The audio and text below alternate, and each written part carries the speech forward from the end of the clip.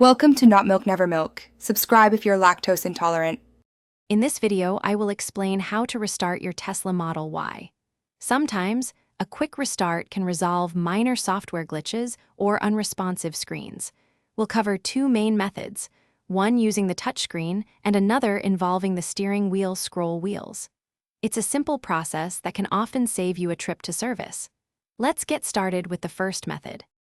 For the touchscreen restart, first make sure your Tesla Model Y is safely in park.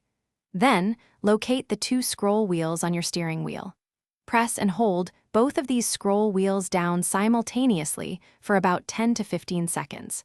The touchscreen will turn black, indicating the restart process has begun. Release the wheels once the Tesla logo reappears. The scroll wheel restart is very similar and often used interchangeably. Again, confirm your Model Y is in park. Press and hold both scroll wheels on the steering wheel until the touchscreen goes completely black. Keep holding them until the Tesla T logo reappears on the screen.